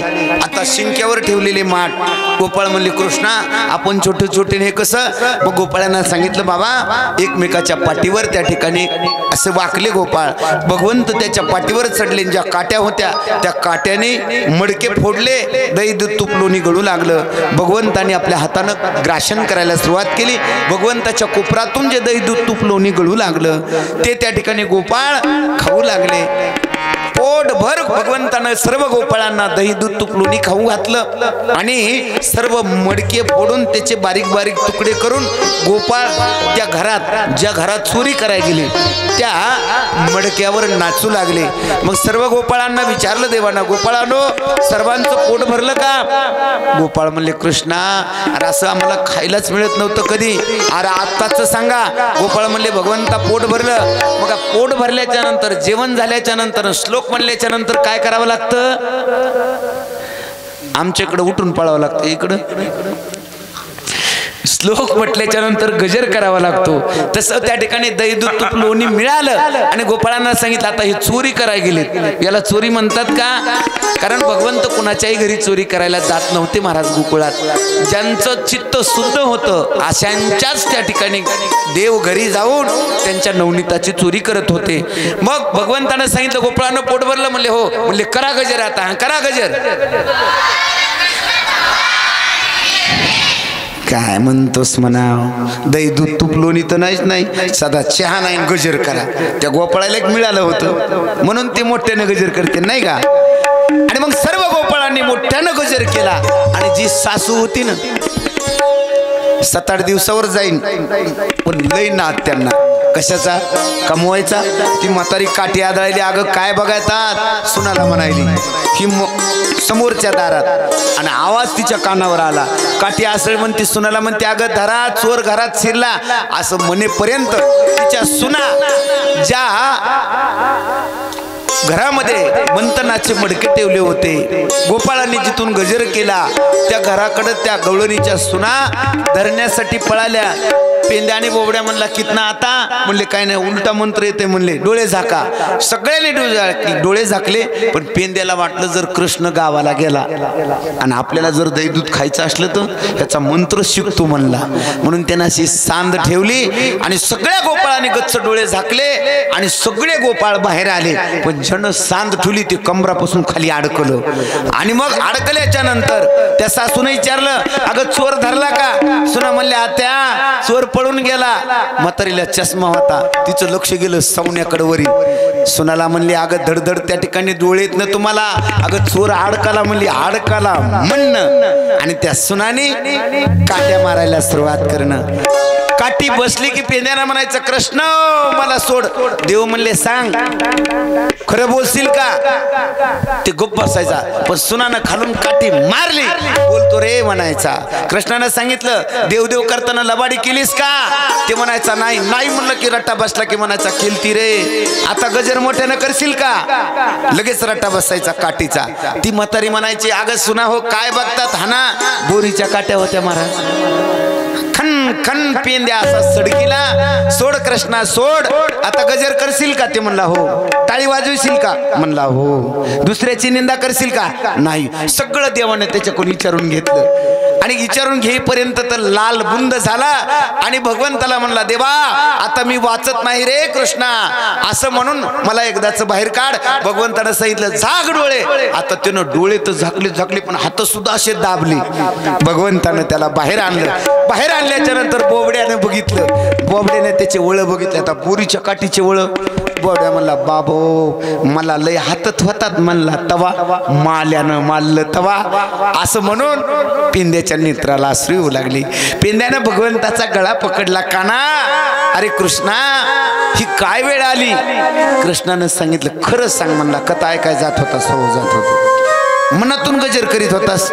ते म्हणला नाही राव करीत नव्हतो. आता इथून पुढे जरी हे महाराज नसला दुसऱ्या महाराजाच्या का होईना कथित करशील म्हणला कोणी असू दे आता गजर केल्याशी सोडित नाही रे बाबा म्हणला. कारण तुझं नाव महत्वाचं आहे तुझी संगत महत्वाची. कारण तुझ्या सत्तेशिवाय या लोकात या तिन्ही लोकात पान हलत नाही रे काना. आणि म्हणलं आता घरी कसं जाऊ. कृष्ण म्हणले मला काय करायचे. त्याच्या डोळ्याला पाणी आलं. त्यानं दुःख केलं. कृष्णा माझी आई विचारणार ना रे हे ओळ कशाचे. भगवंतानं पुन्हा त्याच्याहून कृपेचा हात फिरवला. ओळ बुजले आणि बुजल्याच्या नंतर सर्व गोपाळ आपापल्या घरी गेले. पण या गवळणीनं कृष्णानंच आपल्या घरचं दही दूध तूप खाल्लं. दही दूध तूप लोणी खाल्ल्याचा राग नाही आला. पण जे त्या ठिकाणी मंथनाचे माट होते त्याचे तिळी तिळी तुकडे केले. गोपाळ त्याच्यावर नाचले. त्याचा राग त्या गवळणीला आला. तिने सगळ्या गोकुळामध्ये प्रसार केला आणि सगळ्या गोकुळातल्या गवळणीला सजग केलं. आणि सगळ्यात अगोदर ती अंगणवाडी मास्तरणीकडे गेली. बचत गटाच्या अध्यक्षकडे गेली. कोण ती गवळण. कशासाठी आता थांबायचं नाही म्हणली. अगं राजाचं जरी पोरं असलं मोठ्याचं जरी पोरं असलं आपल्याला काय करायचं म्हणली. अशा खोड्यानं अशा त्या ठिकाणी आपल्या गोकुळावर जर तो त्रासात्मक होत असेल तर त्याच्या आईला आपण कल्पना देणं गरजेचं आहे. सगळ्या गवळणी त्या ठिकाणी म्हणल्या खरंय बाई ही गवळण काकू म्हणती ना तिचं खरंय. मग सगळ्या गोकुळ्यात एक दुसरी दुसरी तिसरी चौथी पाचवी हजारो गवळणी. मग त्यांची बैठक झाली. आता बैठकीमध्ये बोलायचं कुणाला. मग अंगणवाडीची एक अध्यक्ष नव्हती. ती म्हणली मला बोलता येते. मग त्या सर्व गवळणीला तिनं संवाद साधला. हे बघा म्हणली नंद बाबाच्या वाड्यावर गेल्यावर यशोदेला तुम्ही बोलणार नाहीत पण यशोदेला आपल्या घरी काय काय त्या कृष्णानं खोड्या केल्या त्या स्पष्ट सांगायच्या. असं म्हणत असताना सगळ्या गवळणी म्हणल्या बाई आम्हाला त्रास झालाय आम्ही बोलणारच. असं म्हणून म्हणून हजारो गवळणीचा संच असणारा यशोदेच्या वाड्याकडे निघाला. आणि यशोदेच्या वाड्याकडे तो बोरच्या आल्याच्या नंतर भगवंताच्या त्या ठिकाणी कानावर गेलं. बोबड्यान पेंद्या पळतच गेले. कृष्णा आज काय करणार तुझं. ते म्हणलं काय झालं. काय नाही रे बाबा सगळ्या गोकुळातल्या बाया तुझ्या घरी चालल्यात. म्हणले कशाला. तुझ्या घराने सांगायला. कृष्णानं सगळ्या गोपाळांना सांगितलं चावडीवर या म्हणले. आणि मग चावडीवर सगळे गोपाळ आले. आणि चावडीवर गोपाळ आल्याच्या नंतर कृष्णानं सगळ्या गोपाळांना सांगितलं गोपाळांनो चिंता करू नका आता तुम्ही इथंच बसा मी घरी जातो. कारण ह्या गवळणी माझ्या आईला काय घराने सांगतात मी माझ्या कानानं ऐकतो. पेंद्या आणि बोबड्या मी तुम्हाला सांगल त्यावेळेला तुम्ही सगळं त्या ठिकाणी गोकुळातली गुप्तहेर वार्ता माझ्या कानावर सांगायची. ते म्हणले काही हरकत नाही कृष्णा. आणि मग या सर्व हजारो गवळणी यशोदेच्या अंगणात आल्या वाड्यात आल्या. आणि यशोदेला म्हणू लागल्या यशोदे बाहेर ये यशोदे बाहेर ये. यशोदाई बाहेर आल्या. बाहेर आल्याच्या नंतर इतक्यात कृष्ण सवंगड्याचा साथ सोडून आले. आणि आल्याच्या नंतर सगळ्या गवळणी यशोदेकडे पाहिलं कृष्णाकडे पाहिलं. त्या भगवंताचं रूप पाहिल्याबरोबर त्या सगळं विसरल्या. काय विसरल्या महाराज. कृष्णाला पाहिल्याबरोबर विसरल्याच्या नंतर यशोदेनं सर्व गवळणीच्याकडे पाहून बोलायला सुरुवात केली. अगं एवढ्या जणी आला काय तुम्हाला बोलायचंय. त्यांना काहीच बोलता येईना. आणि मग काही 10-5 म्हणल्या यशोदे तुझ्या कृष्णाला आवर बाई. आता आम्हाला त्या ठिकाणी गोकुळात राहणं अशक्य झालेलं आहे. आता आम्ही गोकुळात राहू की नाही याची आम्हाला खात्री वाटत नाही. कृष्णाला सांगावे गोकुळी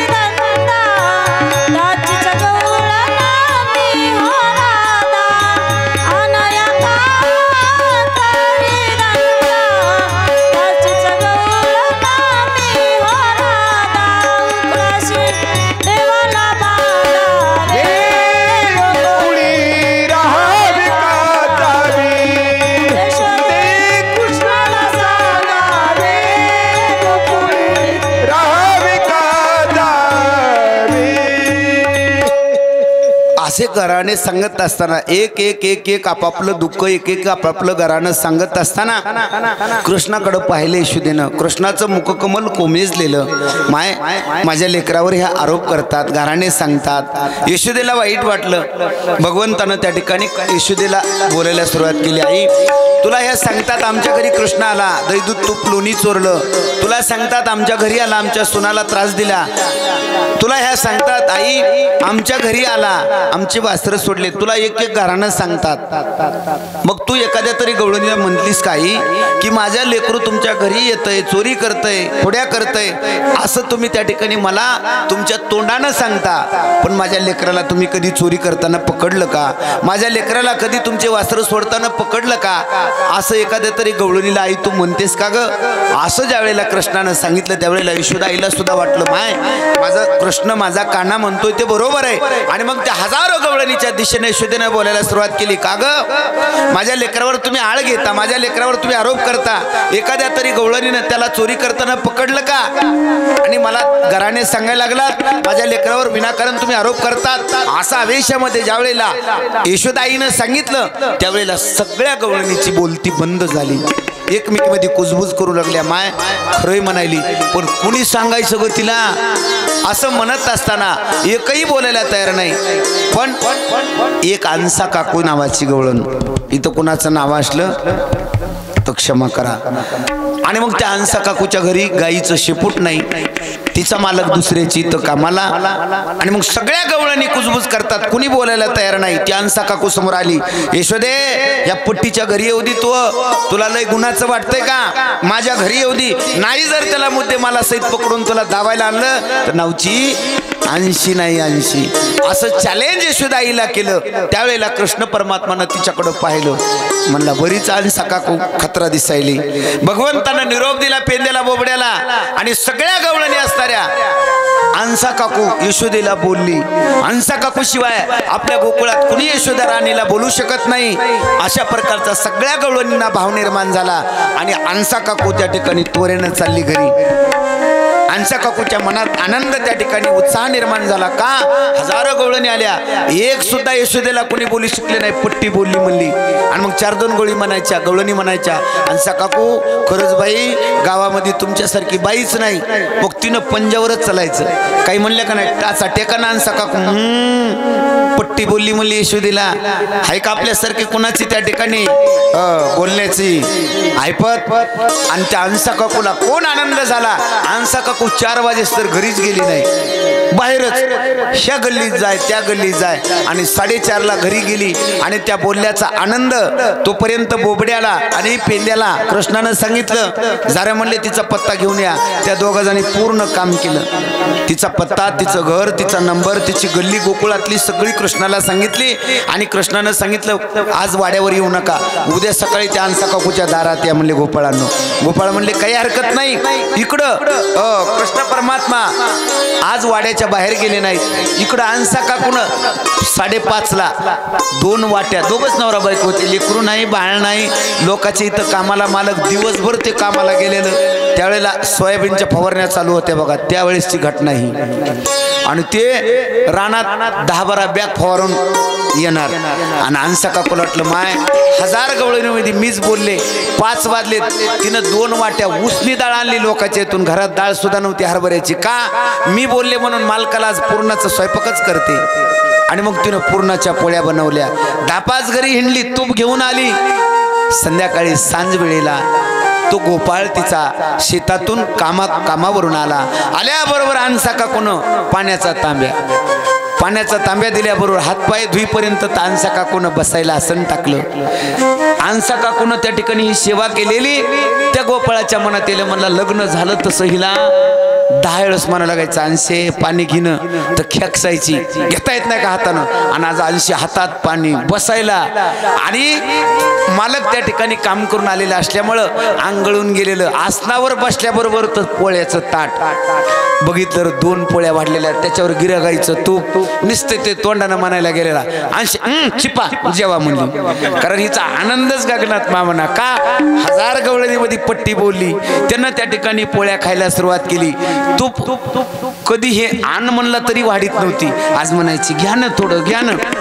त्यानं नुसतं तोंडातून जरी काढलं का नाही 80 जास्त चिपा आज बोलू नका असं म्हणून तिला आनंद झालेला. आणि मग 4.5 पोळ्या खाल्ल्या त्यानं. गिऱ्हाईचं तूप होतं. 4.5 पोळ्या खाल्ल्या. फक्त ते जेवण होत होत आल्यावर एकदा म्हणलं 80 तू घेणं जेवण. हा चिपा म्हणली जेवते मी झोपा आता. ते जिथं जेवलं हिळवर फवारून आलेलं 4.5 पोळ्या खाल्लेल्या जिथं जेवलं तिथंच झोपलं. झोपता झोपता एकदा म्हणला 80 ती म्हणली चिपा म्हणली ना नगच म्हणला बोलायचं काय करायचं. जिथं जेवलं तिथं झोपलं. 80ला वाटलं माय आता इकडे तिकडे बसण्यापेक्षा ती त्याला टेकन देऊन बसली. आणि मग त्याला टेकन देऊन बसल्याच्या नंतर ह्याला डोळा लागला.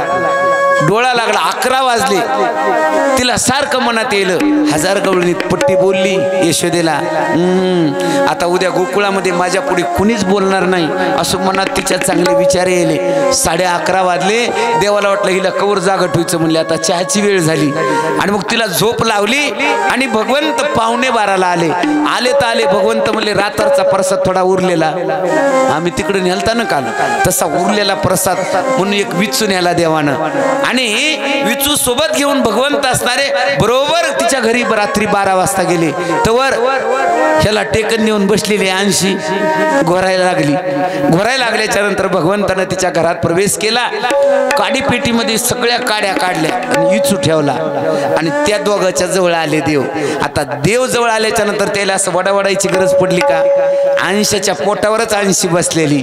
आयतीच त्याची दाढीने हिची येणी लोळू लागली. भगवंताला वाटलं दुसरी गाठ कशाला ह्याचीच गाठ बांधाव म्हणून भगवंताने अशी गाठ बांधली. आणि भगवंत घरी येऊन झोपले. घरी येऊन झोपल्याच्या नंतर सकाळ झाली. सकाळ झाल्याबरोबर गोसाई त्याच गावचं होतं आणि रोज ते 80 काकूला बोलायचं. पण आज ते भिक्षा मागायला आलं. भिक्षाम देही मा एकदा दोनदा म्हणलं. पण त्या गोसाईने ओळखायला पाहिजे होतं. कुठं लग्नाला गेल्या त्या असत्या 80 काकू नाही काही दुखत असेल. पण काही माणसं हट्टी असतात. त्यानं दोनदा आवाज दिला 80 काकू उठलीच नाही. तिला चिवच नाही ना आला उशिरा झोप लागली होती. आणि मग तिसऱ्या वेळेस त्यानं सांधीतून बघितलं त्याला दिसच ना. मग त्यानं आता पुढच्या घरी जावा ना तर ते गोसाई म्हणताय अय 80 काकू असं म्हणणं. आणि 80 काकू दचकून चिव येणं उठणं. उठल्याबरोबर गब्याची गब्या होती 80 काकू ताकद बाज उठणं. ते नुसतं लोम कळायला 80 तिथं असंच बघायला तिच्याकडे. ती म्हणली मा हे काय म्हणून खाली वाकली तर दंदरीनं आदळल्याच्या नंतर आता एवढं घरात होईल या गोसाईच्या लक्षात येऊन ते म्हणते हो 80 काकू दार उघडणं. ती म्हणली मी येल्या माझंच घर का जाईन दुसऱ्या घरी. अरे बापरे म्हणला 80 लय तापली. आणि मग तिच्या लक्षात आलं. तोपर्यंत पेंद्या सुदाम्या वाकड्या बोबड्या सगळे गोपाळ दारात. बोबड्या आतून बाहेरून त्या सांदीतून म्हणते 80 काकू कवाला उगला ना. आणि मग ज्या वेळेला त्या दोघांच्या लक्षात आलं त्यावेळेला ती म्हणली माय आता व कसं. ती गोपाळ हुशार होता. ते म्हणला काल आपल्या घरी कुणी आलती का ग बाई. ती म्हणली नाही. तू कुणाच्या वाट्यावर बसली होतीस का. ती म्हणली नाही म्हणला. हे तुझ्या तोंडानं काहीतरी कहर केल्याशिवाय झालंच नाही. मग तिनं कपाळ आणून घेतलं. माय म्हणली काल 1000 गवळणी यशोदेकडं गाराने सांगायला गेल्या आणि कुणीच बोला ना म्हणली. हे म्हणला आता नवऱ्याला माहिती असतात ना खोड्या. हे 80 म्हणला मला माहिती तुझी खोडी. तू जिथं बोलू नको म्हणलं तिथं बोललीस का काही.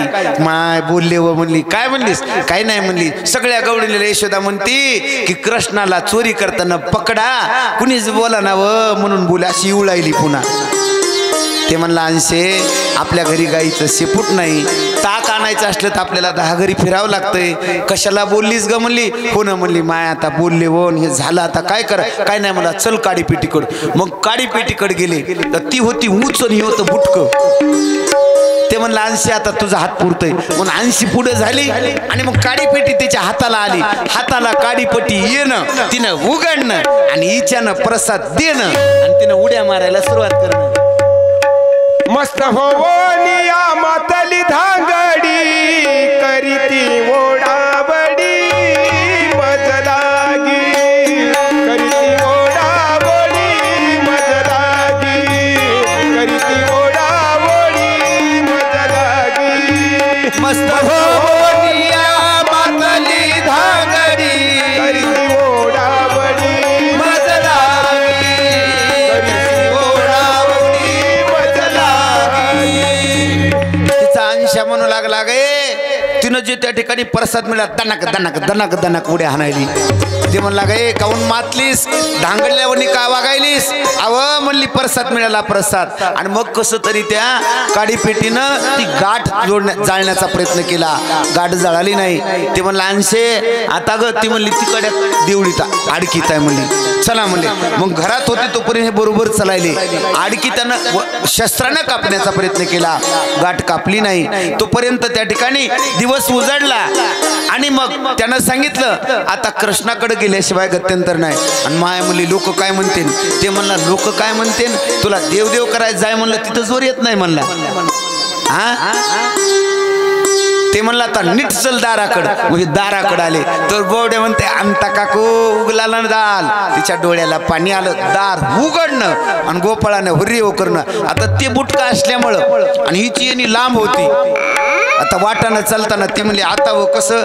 ते म्हणलं आता व कसं नाही म्हणला तवा मी चललो पुढे आता तू पुढे चल म्हणला कारण 50% आरक्षण हा आता तुमचंच आहे म्हणला सगळं आणि मग ती पुढं आणि हे माग सगळे गोपाळ हुर्रेव करू लागले आणि वाटानं चालत असताना सगळ्या गोपाळांच्या मधोमध असणारे हे चालत असताना ती त्या ठिकाणी ताकदबाज होती आणि दुसमुसळी होती कचकच चलायली त्यानं हळूच म्हणायचा गांशे हळू न चलणं ती म्हणली लग्नात तर लई वडीत होतास फर्रा फर्रा आता कशी हळू न चलन म्हणली तोपर्यंत यशोदेचं घर आलं यशोदाईला आवाज दिला तोपर्यंत कृष्ण परमात्मा चावडीवर निघून गेले यशोदाई दारात येऊन पाहतात कालची अंसा काकू अशी करू करू बोलणारी यशोदेनं विचारलं अंसा काकू काय भानगड आहे ती हुशार होती ती म्हणली यशोदा तुझं लग्न झालं होतं आणि त्यावेळेला आमचं तुझ्या अगोदर 10 वर्षांनी लग्न झालं आणि आमच्या त्याला तू बघितलंच नव्हतंस आमची जोडी म्हणून तुला दाखवायला आणली यशोदाई म्हणल्या बरं बरं